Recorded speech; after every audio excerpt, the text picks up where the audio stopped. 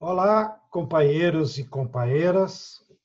Estou aqui para compartilhar algumas reflexões e informações sobre essa grave crise inflacionária que atingiu, nesse momento, os alimentos no Brasil. Muitos companheiros e companheiras, sobretudo quem atua nas periferias da cidade, está percebendo e comentaram, até um pouco desesperados. E agora, como se explica?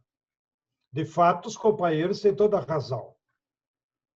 Os dados levantados pelo IBGE revelam os três principais produtos que fazem parte da mesa de todo brasileiro todo dia. O feijão aumentou 40%, o leite aumentou 20%, e o arroz também aumentou 20% em média, o que significa que na maioria das cidades, e sobretudo na periferia, onde esses produtos chegam pelos mercadinhos, etc. e tal, certamente os aumentos foram ainda maiores. E a cesta básica em geral, aí incluindo outros alimentos, frutas, legumes, também a média tem variado nas capitais entre 15% e 20%. Isso é muito grave, porque praticamente nós estamos, até em função da crise, numa economia sem inflação. De maneiras que esses aumentos afetam diretamente na renda das pessoas ou na quantidade de alimentos que ela vai comprar. E por que isso aconteceu? Todos esses produtos foram colhidos em março, abril, e o leite, todo mês, o número de vacas nem aumentou, nem diminuiu. Então, como é que se explica que houve um aumento tão exagerado? Só tem uma explicação.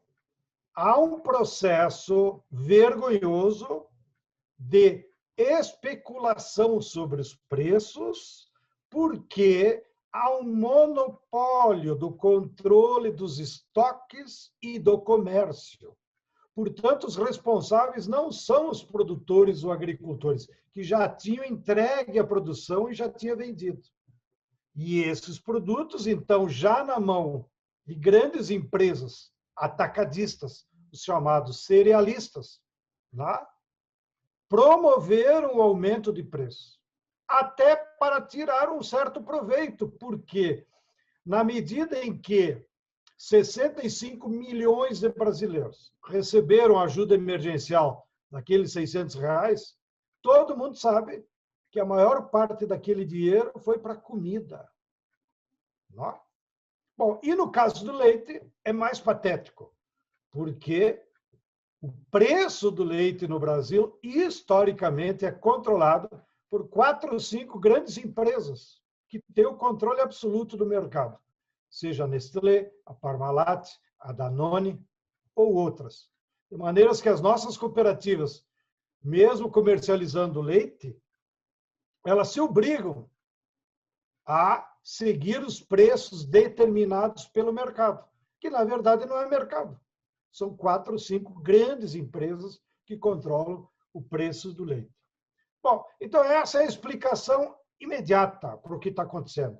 Porém, há outras causas estruturais na agricultura brasileira que nos impedem, então, de tomar medidas e reagir a isso. Primeira causa estrutural é que, historicamente, as áreas cultivadas no Brasil vêm se expandindo apenas as commodities: soja, milho, cana, algodão e a pecuária extensiva. Tudo para exportação. Já a área cultivada dos alimentos básicos, né? Arroz, feijão, cebola, mandioca e mesmo gado de leite, isso vem paulatinamente decrescendo.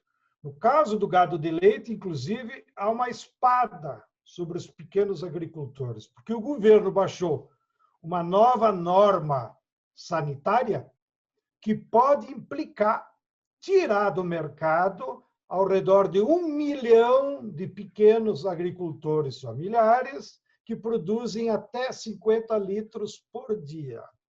Eles estão impondo falsas condições sanitárias, que, na verdade, vai impulsionar uma maior concentração também na produção de leite.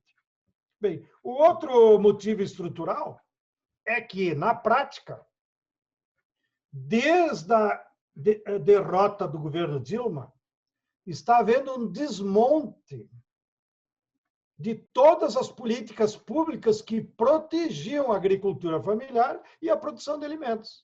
Então, a Conab, que é a nossa empresa estatal responsável por controle de estoque e garantir o abastecimento, como está até no nome, está praticamente virou numa tapera velha.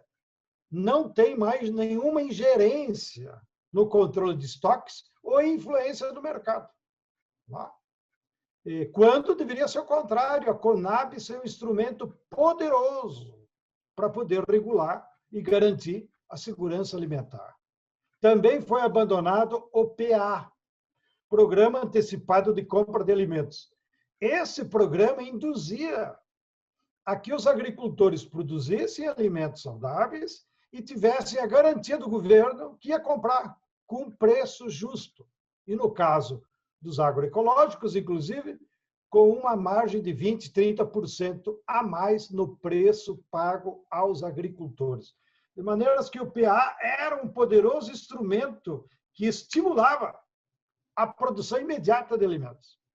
Nos bons anos do Lula, a Conab, que é a operadora do programa, chegou a aplicar R$1 bilhão por ano, que comprou 367 tipos diferentes de alimentos, que é, no fundo, essa riqueza da culinária brasileira. Bem, também o desmonte do PA, do PENAI, que é a merenda escolar. Sim, mas as escolas não estão funcionando, é verdade. Porém, o movimento camponês sugeriu ao governo manter os recursos do PENAI e mandar lá para as escolas do interior e as escolas da periferia, para que as escolas, em vez de fazer a merenda e chamar as crianças para aglutinar, as escolas transformassem aqueles recursos da merenda em cesta básica de alimentos fundamentais para as famílias das crianças. E, por último, como causa também imediata dessa desproteção total, é que nós, dos movimentos camponeses, apresentamos para o governo a retomada do PA, a retomada do PENAI, e, junto com os deputados de oposição, apresentamos o PL 735, que foi aprovado na Câmara, foi aprovado no Senado, e o tal do capitão Bolsonaro simplesmente vetou. E olha que medida simples. O projeto, aprovado por quase unanimidade nas duas casas, prevê o auxílio emergencial, pasmem, de R$3.000 daqui até o final do ano, para mais ou menos 1 milhão de famílias e agricultores familiares que iriam transformar esse auxílio emergencial em produção de alimentos. Pois mesmo assim, o tal do capitão, que só pensa nos milico agora, vetou. Vamos tentar, claro, que os parlamentares derrubem o veto no Senado e na Câmara para que a lei volte a funcionar. E, finalmente, nós, como MST, apresentamos, lá por abril, um Plano Nacional de Reforma Agrária de Emergência, que previa as dificuldades que nós íamos ter de alimentos. E, portanto, sinalizamos, sugerimos que o governo poderia recolher em terras das empresas que têm dívida ativa já vencida para a União. Essas empresas possuem em seu patrimônio 6 milhões de hectares. E elas não usam para a agricultura. E muitas dessas áreas estão próximas das cidades, porque, no fundo, é para especulação imobiliária. Então, o governo poderia recolher sua dívida à União em terras, sem nenhum custo aos cofres públicos, e nós transformar essas áreas em cinturão verde. Ou seja, organizar a produção de hortaliças, de galinha caipira, de ovo caipira, enfim, de alimentos de rápida produção.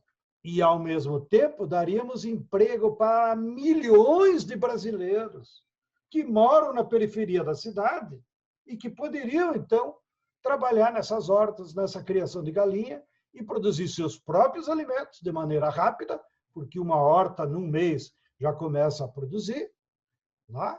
E amenizaria as dificuldades, além do emprego e, eventualmente, vender parte da produção dessas hortas. Nenhuma dessas propostas, nem o PA. Nós sugerimos 1 bilhão para o PA. O governo, para os deputados, disse, tá bom, vamos enviar 500 milhões. Até hoje não saiu nada. Tá? Que não é um dinheiro para o pequeno agricultor, é dinheiro para a Conab, para ela induzir a produção de alimentos. Assim, companheiros e companheiras, lamento lhes informar, mas virão dias piores ainda nos próximos meses. Por quê? O governo perdeu tempo e é o responsável por essa inflação e pela possível falta de alimentos. Se ele tivesse coragem, ele enfrentaria o monopólio, tabelaria e acionaria a Conab para fornecer feijão, arroz, etc. Inclusive, desapropriando estoques privados, porque alimento é energia para o povo. Uma empresa não pode especular com alimento, se aproveitar dessa pandemia para ter uma acumulação fantástica com leite, arroz e feijão. Mas a gente sabe que desse governo pouco pode se esperar. Daí que, possivelmente nos próximos meses, nós ainda teremos dificuldades, porque mesmo que sejam sinalizadas medidas para a produção agrícola agora, e os agricultores se puserem a plantar, isso só vai aparecer no início do ano que vem.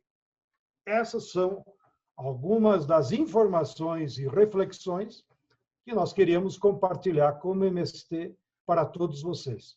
Um grande abraço a cada um e a cada uma.